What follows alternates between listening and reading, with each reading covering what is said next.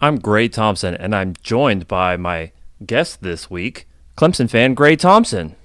Oh, Clemson fan, huh, Gray? Aren't you an Alabama fan? No, Gray, relax. I'm a Clemson fan, too. Well, you can't be both, Gray. What are you talking about? You just suckle at Nick Saban's teat, don't you? Well, he is the GOAT, buddy, but I also like Dabo Swinney. Wait, I like Dabo Swinney. He's the best. He says, bring your own guts. I do bring my own guts. Why don't you bring your guts? You need more guts. You're fat. Oh, Gray, you didn't need to do that. Oh, yeah, Gray? Well, you are fat. Oh, Gray, I don't like you anymore. You know what, Gray? Roll Tide. You know what, Gray? Go Tigers. The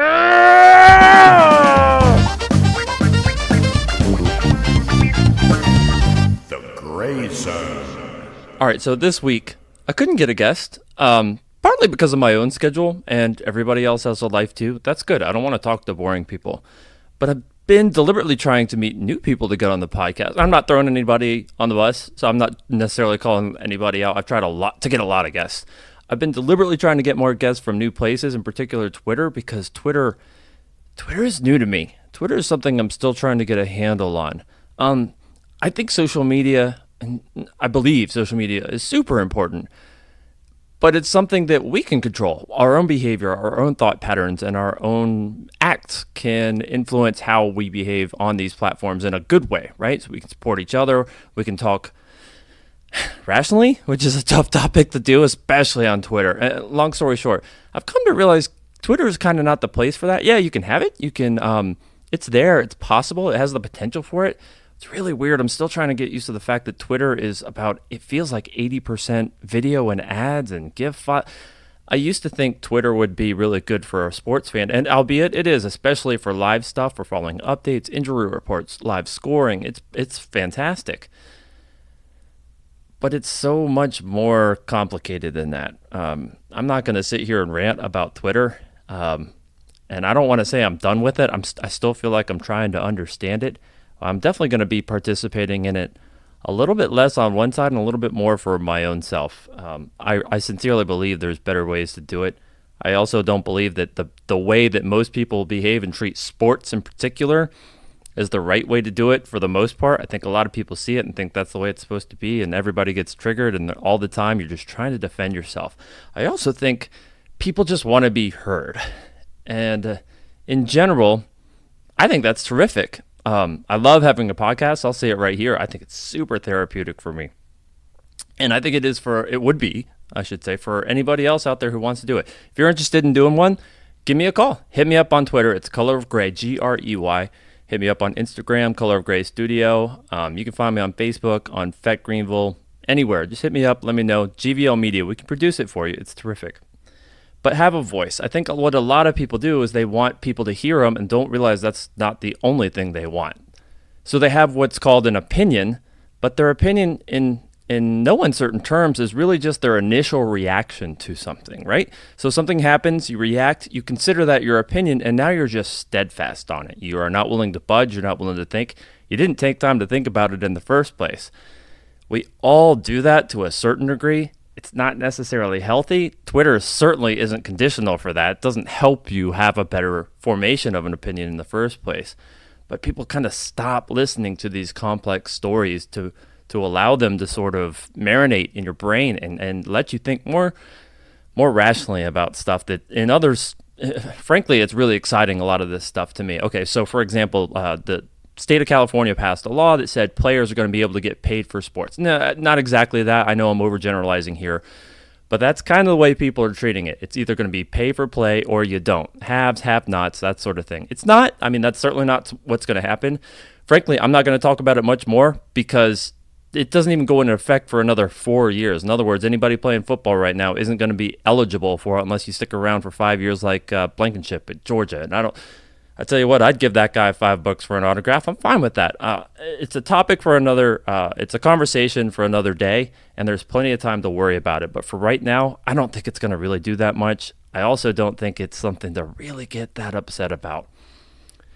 And more to that point, I've been struggling with a lot of stuff this week, so forgive me for if I talk too much on my own damn podcast. Deal with it. But I'll tell you this.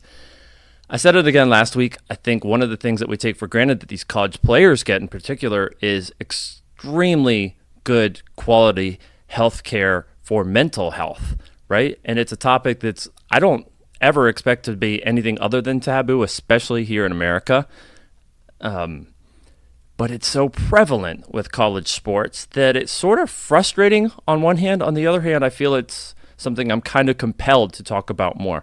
I don't expect many people out there to listen, but if you want to listen, if you ever want to talk about it, if you think you have control to be better and be happier, and you think that control is in your own hands, guess what? You're right. And it's not about being positive. A lot of people tell me all the time, Gray, you're such a good positive thinker. I call bullcrap on that. I think I've said this before on the podcast, but I'm going to say it again. The sincere truth is I try to be very objective. And if you think you're objective, you're not. If you think you're not objective enough, you're probably right, and there's room to grow. That's what you always want to be looking for. What I see, however, is I live in the great state of South Carolina, in Travelers Rest, where it's beautiful. I'm in Greenville, South Carolina every day. My football teams are even doing great. You know what I mean? The state of the sport is better than it's ever been, with more competition from coast to coast. This isn't positive thinking. This is just being objective, and I think what most people do most of the time is think negatively, and it's not even necessarily your fault at all, but nobody's going to change that for you. Hopefully, people like me, and I'm not exactly the best example out there for that for everybody, but can help you be a catalyst for making that change on your own. With that said, please don't worry about the California thing. Frankly, the Pac-12 could probably benefit from California getting an edge up on everybody else. We could really use some competition, as Cal, the only remaining undefeated team, I should say, in the Pac-12 is no longer that. And now the only thing that every team in the Pac-12 has in common with every other team in the Pac-12, they all have a quality loss. So good on you guys. I've been kind of rooting for the Pac-12 for a few years now to just get into the playoff. Maybe in the short term, after 4 more years, maybe 5 or 6, who knows how long this thing will take, but maybe it will help to make the Pac-12 more competitive just because they're starting it first. It's a big can of worms that I'm not even going to get into much now. With that said, no guest this week. I've never done this before on my own. Kind of freaky, but yeah, like I said, I called Dabo. He wouldn't return my call, which is fine. I understand. I brought my own guts, but I guess not enough of them. So I called Saban, and he just didn't want to talk to me. It really doesn't matter what you think. I know it. All right, it really doesn't matter what you say. Oh, well, I thought it did because you are the GOAT. That's why you made the GOAT sound. I didn't get to watch too much football last week, but I'm going to start with Clemson. So first of all, narrow win on the road in Chapel Hill against North Carolina. Clemson got North Carolina's best game. I celebrate that stuff. That doesn't make me a bad Clemson fan. Frankly, I talked about this 2 weeks ago on the podcast. I love seeing this stuff. Chaz Surratt for North Carolina.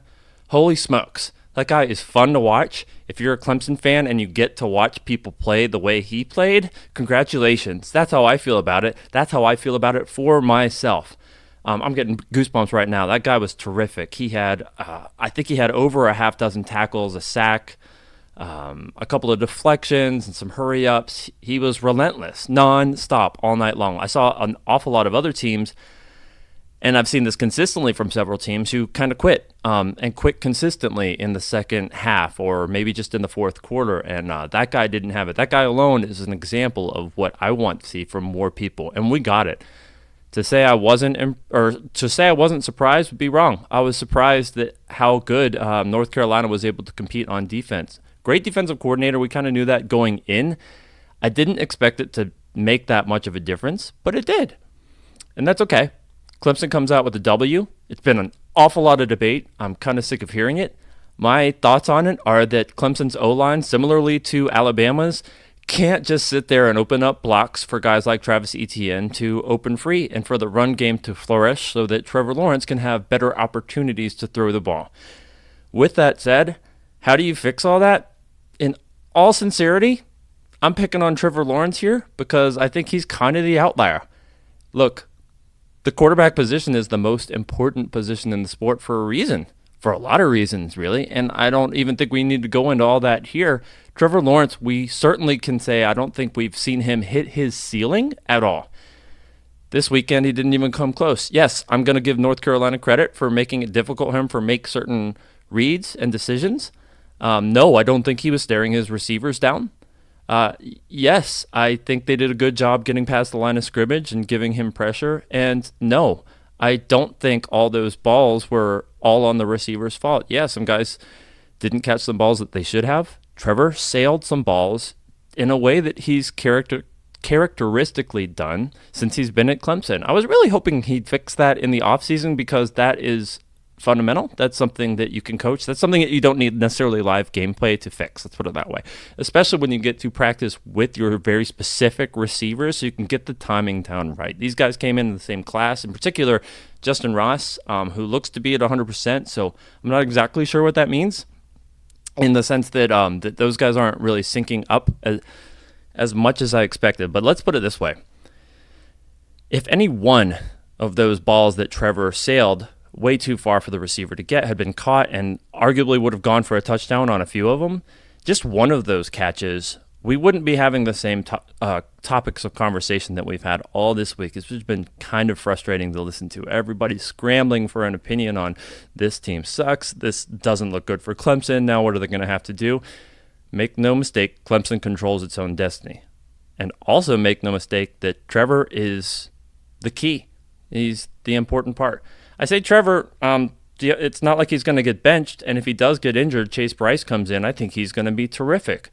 But if Trevor can just fix throwing balls a little too far on open receivers or finding those receivers more often, because that, again, happened a few times in this game, Clemson won't just be just fine. They'll be dominant. I don't think there's much room for conversation for Clemson to be left out if they go undefeated the rest of the season in ACC play, simply because right now enough other teams have lost from other conferences that they control their own destiny outright, I think, simply by going undefeated. Look, I saw somewhere, I think it was Feinbaum. I don't listen to Feinbaum, but he sure does show up in my sports feeds and stuff because of the way people react and respond. And the argument, I think if I remember right, was Ohio State, Oklahoma, if they're undefeated, they're in. And then you've got, let's say, for example, Alabama and Georgia meeting in the Georgia Dome. I'm sorry, Mercedes-Benz Stadium. Good grief, don't sue me, folks. To determine who wins the SEC and therefore goes on for the conference champ. And if two of those get in, first of all, no. Alabama and Georgia, if they play each other in Atlanta, one of them is out. We take for granted that we have a 4-team playoff system, and the reality is that it's more than that.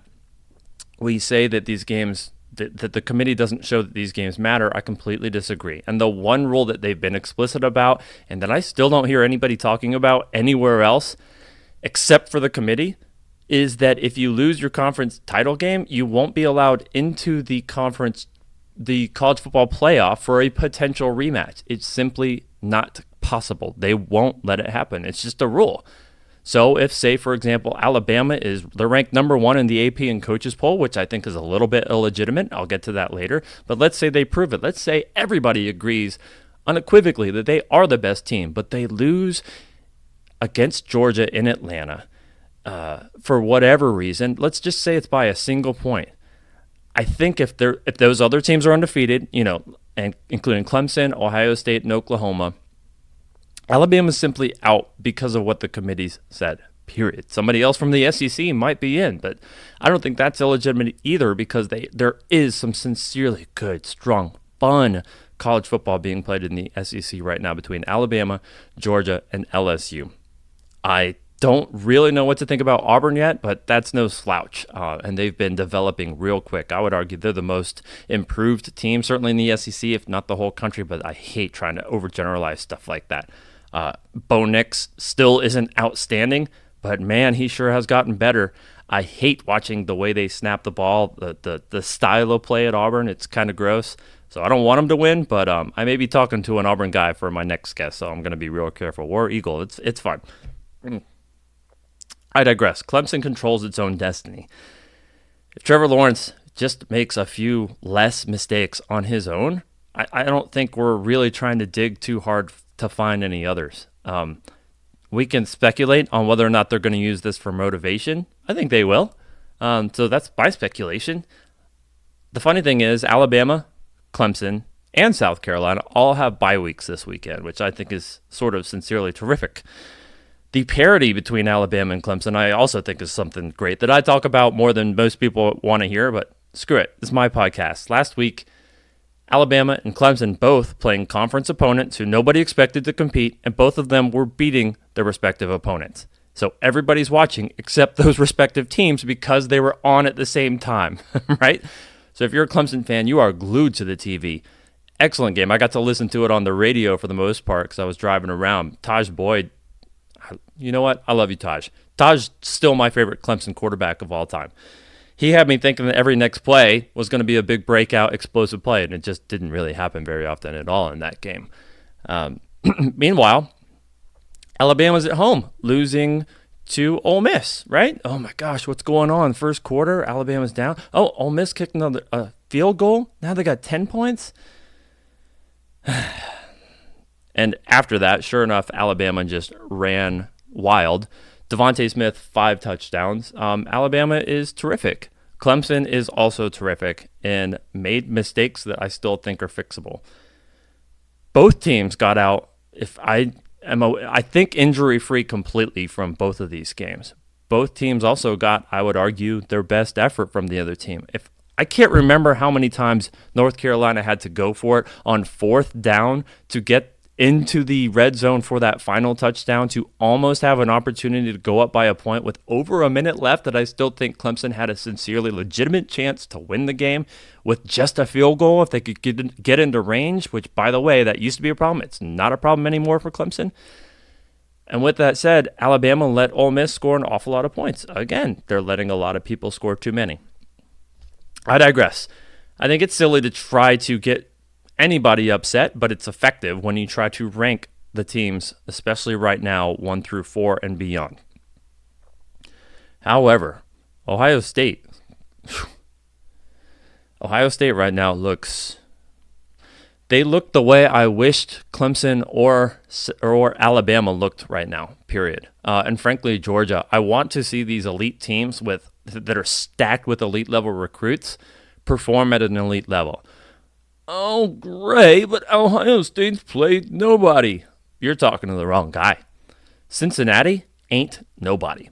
Ohio State played them at home. Okay, I get you. Held them to 0 points and scored an awful lot of points. Swift looks amazing. Justin Fields, I don't know why Georgia didn't throw the ball with him much at all. He's not the best quarterback in the country, but dang, he can throw a great ball. He can throw with touch. He can throw a deep ball. His decision-making is impeccable. Their offensive line is frankly staggering.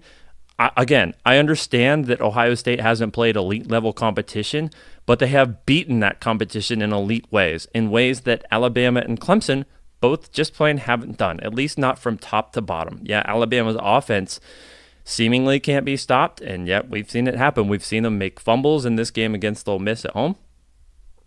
Clemson, Trevor Lawrence is still fantastic, but didn't play fantastically well. You just can't really get too upset about it because, again, not trying to be optimistic, but you came out with the win. The future's bright. It's in your control. It's certainly in your own destiny. And hopefully you're going to get some more competitive games like this, in particular from Wake Forest. Alabama's got to play LSU. Holy crap, is my butt puckered for that one, right? Both teams will be coming off another bye week. LSU hates Alabama. It's in Tuscaloosa, where Alabama tends to lose more games than anywhere else, and LSU is sincerely competitive. Both teams allow the other opponent offenses to score a lot more than I think we expected, and that game is going to be an awful lot of fun. But there's an awful lot more before that, right? Mississippi State scored 23 on Auburn, at Auburn, who scored 56. My goodness. The Auburn is sort of becoming sneaky good. I'm still not convinced, but we'll just have to wait and see. Right now, fundamentally, I still think Ohio State. If I had to pick, I guess I'd put Ohio State number 1. Maybe Georgia number 2. Oklahoma, Alabama, Clemson, LSU, Notre Dame. I still think Notre Dame is terrific. That's enough for me. That's for that. Arkansas, and Texas A&M, UGLY. Both of those teams used to be in the Southwest Conference, and maybe they should just go back. Texas A&M is still ranked. I think they have a bye week this week before hosting Alabama next time, and so then they're going to be unranked after that. I think it's okay to say. Arkansas is just playing not good. That game was gross. That's the kind of game that I don't want to watch. I would much rather watch a close, tight, good, fun, fundamental football game like UNC hosting Clemson, and that's exactly what you got. It's terrific.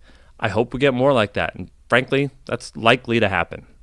Meanwhile, South Carolina sneaks a win over Kentucky. The last time South Carolina beat Kentucky, they beat Clemson in the same year. So, yeah, it does feel like it's been a while. It's been certainly more than a full recruiting class. South Carolina went in, I was about to say 24-0.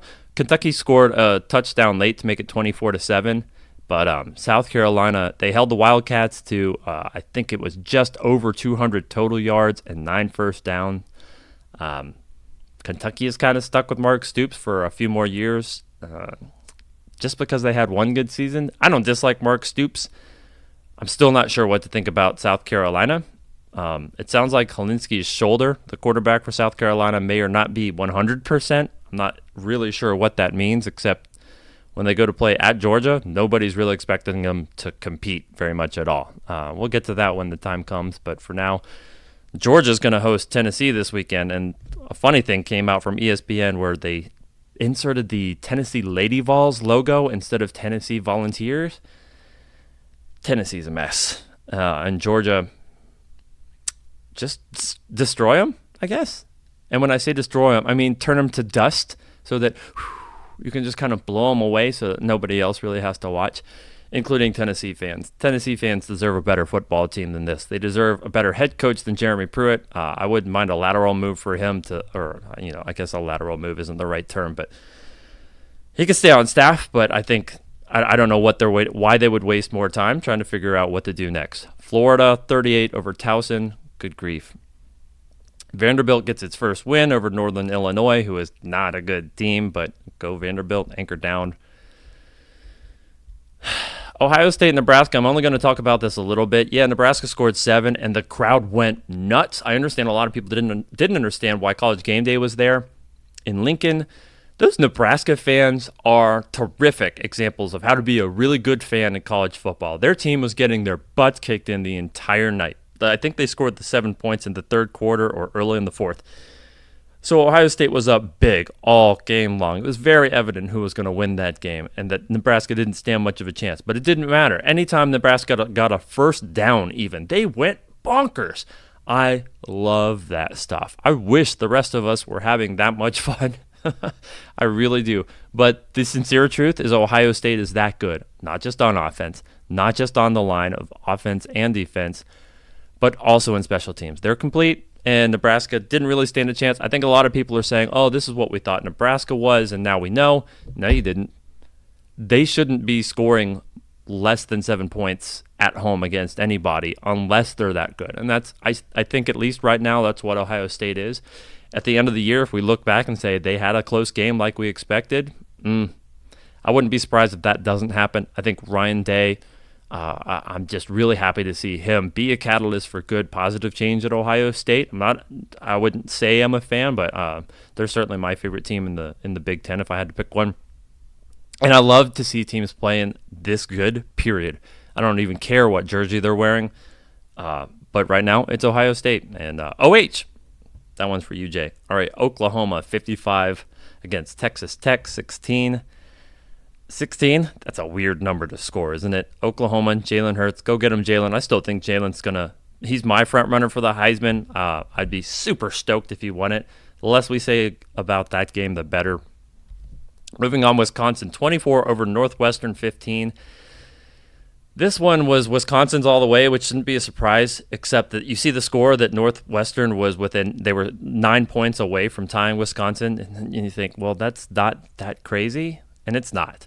I thought Hunter Johnson at Northwestern was going to be a big catalyst, and he hasn't. The irony is this game was sort of lost the way that the other two that they had early in the season, including against Stanford, were narrowly lost. So, for example, Hunter Johnson turns the ball over late, deep in their own territory, and the other team scores. So it looked like a 2-point blowout. Instead, this time, they ended up getting 2 touchdowns late in the game to make it look like they were competing with Wisconsin, but they weren't. I was rooting for Hunter Johnson. I don't often listen to recruits much, but I had an opportunity to listen to Hunter Johnson because of him being at Clemson and when he left and stuff like that. He loved Clemson. He didn't want to leave, but the honest truth is he's just not even close to being there yet. He's not that competitive, and I hate to see it because I like him, and I don't really like to see anybody perform this bad. Other teams are performing that bad on other quarterbacks' backs that I like. That made no sense, or did it? I have no idea. Blake Barnett, for example, at USF, I don't like to see that. They're not doing great. Charlie Strong might lose his job, and you know what? I've been super high. I'm biased towards Charlie Strong, and I admit I don't know why anymore, so it's kind of unfair. I think he's a great leader. I think I have to check myself and admit that maybe he's just not a great football coach. He didn't do a great job at Texas. They couldn't wait to get rid of him, but I don't like Tom Herman. However, Tom Herman is a better football coach. That's pretty clear. Moving on, Notre Dame, the Fighting Irish. Go Irish. Pick up a revenge win. I don't think you can call it a revenge win, but I'll call it whatever the hell I want. It was a vengeance slaughterhouse at home. They beat Virginia 35-20. This was the only matchup of the weekend between top 20 teams, and it was pretty interesting for a good half. UVA was leading 17-14 at the half. Virginia came out really slow in the second half. I'm glad Notre Dame won. This game was surprisingly competitive, I guess. Virginia is still, it's sort of ironic. They might control their own destiny even to get into the playoff, but I doubt it. They're certainly not going to be someone to snub your nose at if they get into the ACC title game against Clemson. The Coastal just isn't that great, but Virginia is good quality football. I don't think a lot of people were paying attention to this game. I kind of thought it was going to be closer because of how Virginia played for the first half.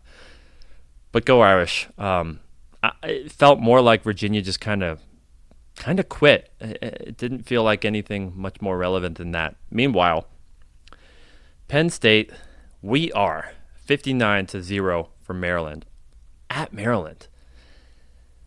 Tough. That's really tough. First of all, Maryland should never score 0 points under Mike Locksley, especially at home. I really can't explain it. That they have some injury, but not this level of injury, so I don't understand it at all. And I will say I didn't get to watch much of this game at all.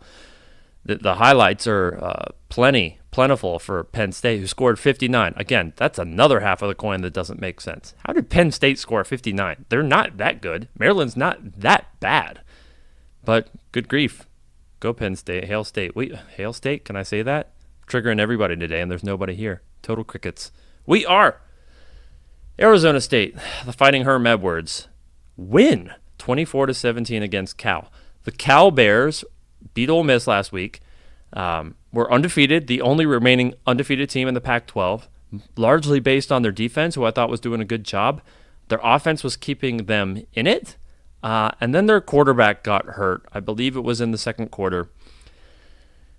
And they looked like nothing after that. They could do absolutely nothing on offense, and it cost them the game. It's tough to see injury when it makes that big of a difference. I'm not a fan of that. I don't dislike Arizona State. I'm a big fan of Herm Edwards. Go get him, Herm.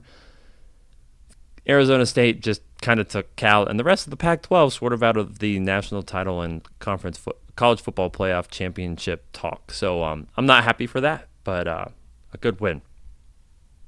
Trying to think what else we should talk. We again, Gray? You Bama homer. You Clemson homer. I'm going to stop talking to myself until I hear crickets. I'm trying to think of what else we missed. UAB dropped another game. That's not good. I'm sorry, they dropped their first game. I'm trying to think how many undefeated teams they are. I should have been more prepared, but right now I'm getting ready to go to Albino Skunk Fest. It's a great festival. It's mostly bluegrass music, and it's right outside of our little Greenville upstate area in Greer, South Carolina. It's beautiful. It's the best place to completely forget about college football. I kid you not. I don't think much about it at all. I love to talk to fans of other teams. I may be recording there with a good friend who's an Auburn fan who I'm saving. Listen to this, y'all. I'm saving a campsite next to mine for an Auburn fan. You can say about me whatever you want, but I can't wait to see him, and I hope he's there. And if he is, I'm going to try to talk him into being on the podcast. Auburn plays Florida this weekend, if I remember right. Florida is not running the ball well, and Auburn is going to I think just destroy them, except that, again, I could be, how do I explain this? Auburn number 7, at Florida number 10. I think a lot of people think Florida sucks and shouldn't be ranked number 10. Maybe they shouldn't. Maybe they should be 15. I don't think they should be out of the top 25. I don't think they're that bad. Auburn at 7, they have an impressive resume, arguably the most impressive resume, including a win, I don't want to say on the road, but a neutral site against Oregon in week 1, a win at Texas A&M, which to me was still a sincere surprise in spite of how bad Texas A&M is. Auburn's improving. If Auburn's defense stays this good, Florida probably doesn't stand a chance anyway. However, Auburn could make it embarrassing. I don't know if they can. It's kind of a coin toss for me, but I'm definitely pulling. I think Auburn's going to win over Florida. Eastern Michigan at Central Michigan. I don't know what we should say about that state anymore. Iowa's coming to Michigan. Both of those teams, believe it or not, are ranked. Iowa's actually ranked higher than Michigan.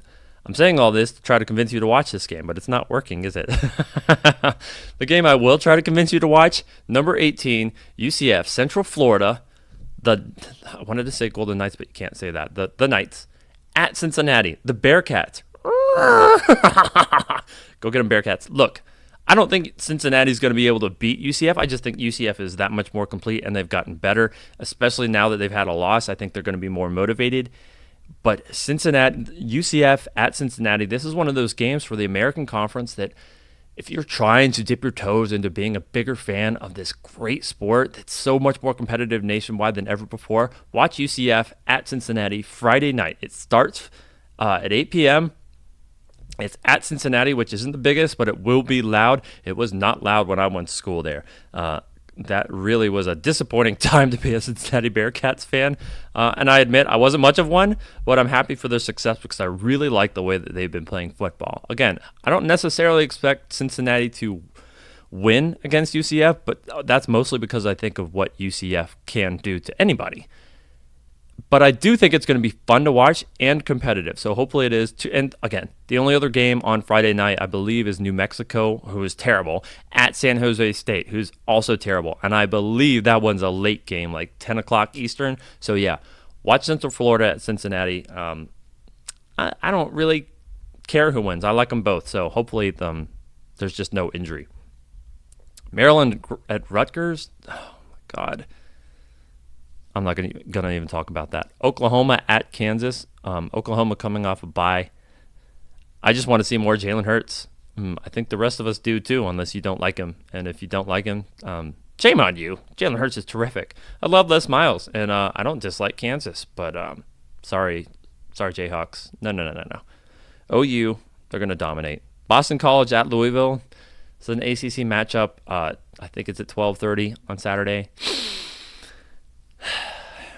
I like Boston College more than Louisville, so that's all I'm going to say about that. I hope BC wins. I don't really know what to expect from either of these teams. Boston College typically plays better at home. That's all I'm going to say. Go get them, Eagles. South Florida, UConn, nobody else cares, so I'm not going to either. South Florida, maybe I should hope for a loss so that they can just hurry up and bleed out and get rid of Charlie Strong and figure out where they're going for the future. I don't know. I don't know what else to say. Bowling Green. Go Falcons, but don't go to South Bend, Indiana to play against Notre Dame to lose. NBC game. I love the NBC Notre Dame games. I know a lot of people don't. It's sort of, I don't want to say it's a hot topic. It seems like everybody hates it, but I became a fan because of them being on NBC. It certainly helped fuel my fire. I love a lot of the pageantry. I love Notre Dame singing to the student section and the band singing with them after a win or a loss. Doesn't matter. I love Bowling Green. Man, I've had some awesome times up there outside of Toledo. And the Falcons have played some resurgent football here and there for the last couple of years. Of course, Urban Meyer did great there. In fact, he was there when I was having the most fun there. But I don't expect them to be competitive at all this weekend against Notre Dame. Texas, number 11, is at West Virginia. West Virginia is not a good football team. Texas has to avoid injury, which means not letting Sam Ehlinger run the ball like crazy all the time. I don't know if he's their statistical leader for rushing yards again this year like he was last year, believe it or not. But if he is, I would just pull him back and not let him do that because West Virginia isn't that good and they're not worth it. I picked Texas to win by, let's say, 17 points, so 3 scores. Excuse me. Virginia Tech at Miami.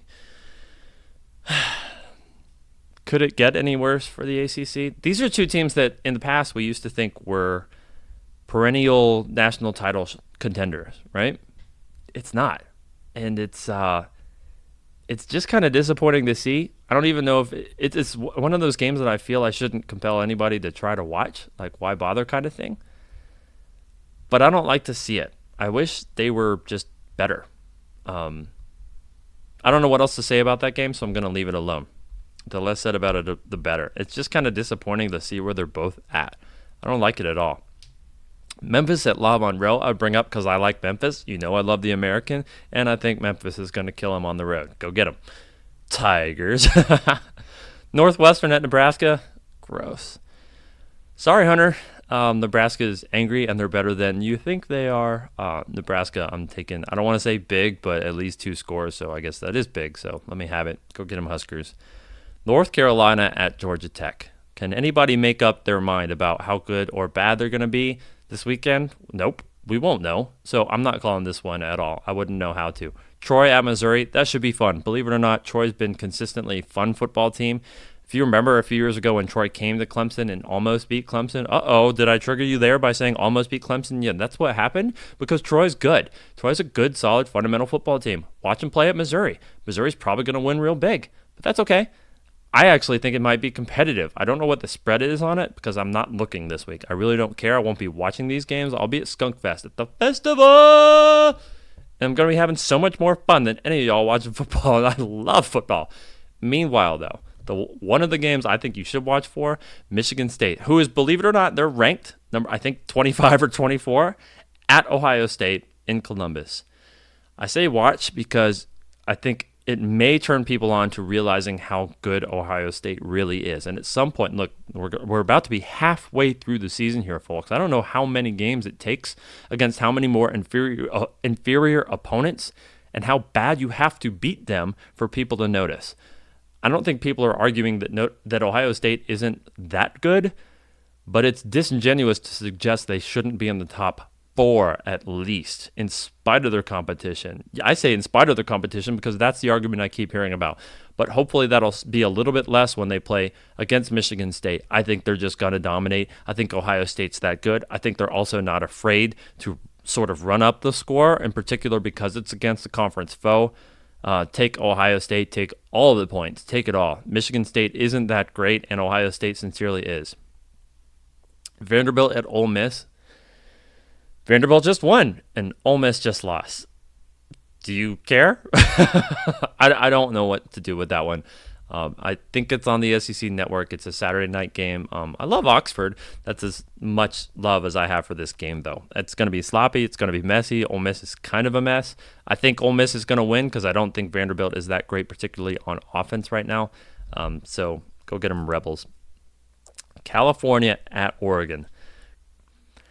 Again, the Pac-12 rears its ugly head where you never really know what to expect. But like I said, California, the Cal Bears, all black and brown and covered with hair, they just lost their quarterback, and it's tragic. Meanwhile, Oregon, number 13, if I remember right, they have one of the best potential quarterbacks in the draft right now playing for them. Give me Oregon real big. It's at Oregon. I think they had a bye week last week, but I don't care. They're going to be rested for Cal anyway. And like I said, Cal's kind of devastated right now. It's sad to see. I wouldn't be surprised if Oregon runs up the score just because they can. They might even do it on accident. You've also got Washington at Stanford. Washington's ranked number 15. They're going to crush Stanford, and I don't know if they're going to move much higher than 15. I don't know that they should. I feel like they should be maybe number 10. I don't know how much beating Stanford actually matters. That's all. I think that's really all I want to talk about.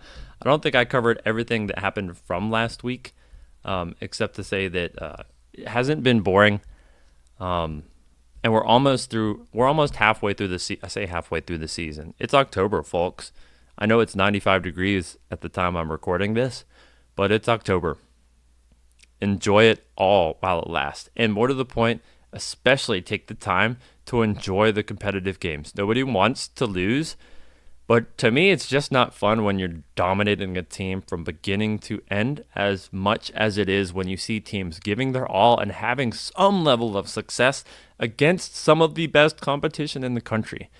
We may see a lot of that this weekend. Next weekend is fall for Greenville here in the upstate. I'll be there all 3 days. But the lineup of games is absolutely phenomenal. I'm hoping to have Morgan Thomas on next week. We're scheduled for Monday, so I'm super excited about that. Morgan Thomas is a Clemson superfan, I would say.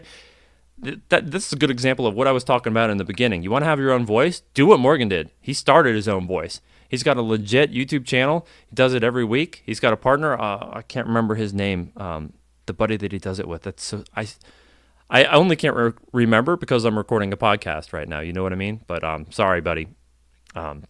The point is he doesn't have his name on the venue. And Morgan Thomas does. I think he does a great job. If you don't love Clemson, you wouldn't love the show because he kind of deep dives, and I love that stuff. I don't like to do the work myself. I like to rely on other people who I know care sincerely and can think about football clearly and have been doing it long enough for me to believe that they know what they're talking about. Morgan Thomas is a good example of that. So I really, really hope to have him on next week. Find him on Twitter. I think it's Clemson Morgan on Twitter. And there, I think on his page, he's got a link to his YouTube page. He does it all live. I think he does it all live. But it's terrific because you can interact with it. So if you're a Clemson super fan, I recommend that. I'm going to recommend 4th and 16 podcast for other Clemson fans too. Deep dives for everything Clemson. I don't know what he's going to do this week during the bye week, but he does such great deep dives for Clemson and their opponents every week that I highly recommend it. It's super Clemson oriented for sure, and that's okay. But I do recommend it. I love the way he talks. I just love it. Now those guys, I think they're both on WCCP for different segments every week. Hats off to you guys. And again, that's an example of taking your own voice, having control of your life, doing what you want, finding ways to do it, and just doing it. It's 21st century. We have more opportunities to do this than ever. Alabama folks, you probably already know, Roll Bama Roll. That's their SB Nation page. They have a podcast.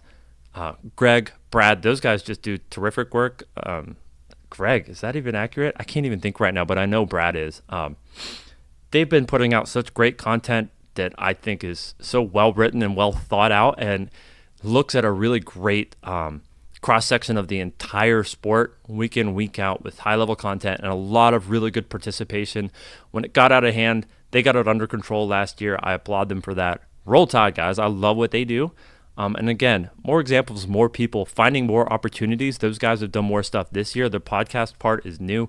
They're doing other things. I've seen in, was this a commercial or something or a YouTube video? It doesn't matter.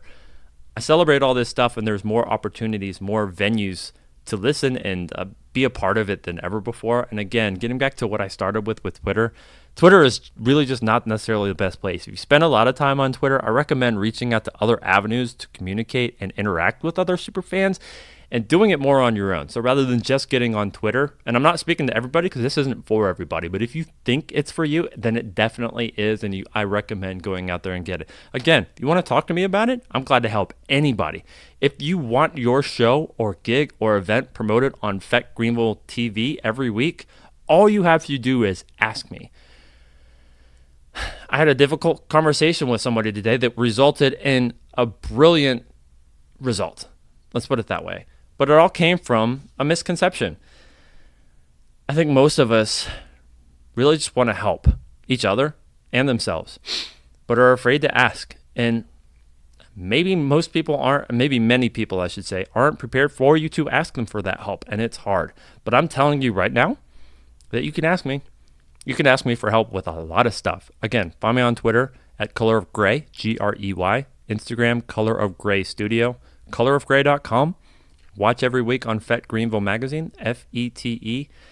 If you've got questions about any of this stuff, let me know. If you have an event that you want to talk about, that you want promoted, all you have to do is ask. I've never said no.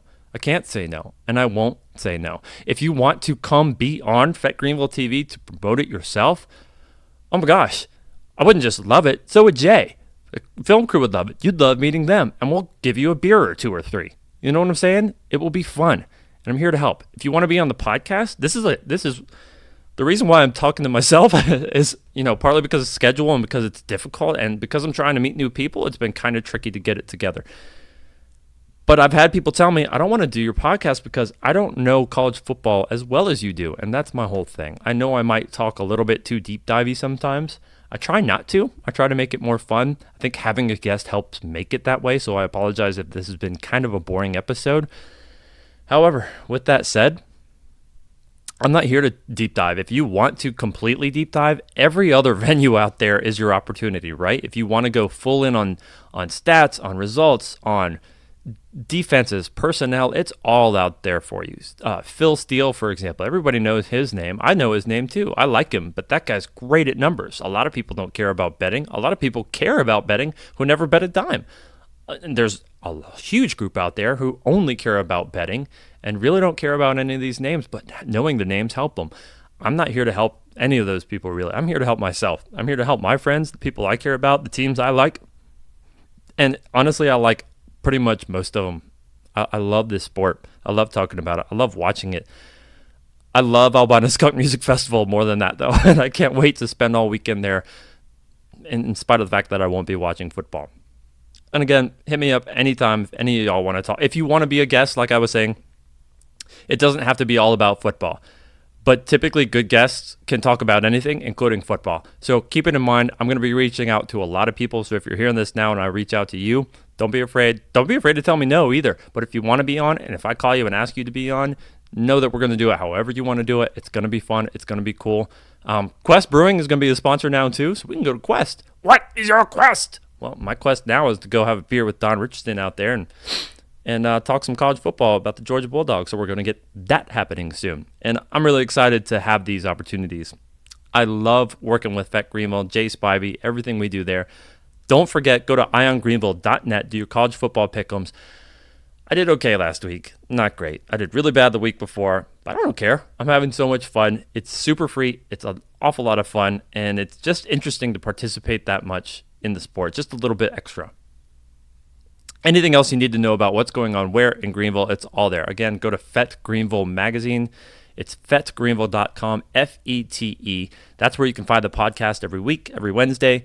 That's where you can find FET Greenville TV. That's where you can find great articles about beer, about politics, about the city, about music, about the scene, about just about anything, including guys like Brett Barris, who I don't recommend you read.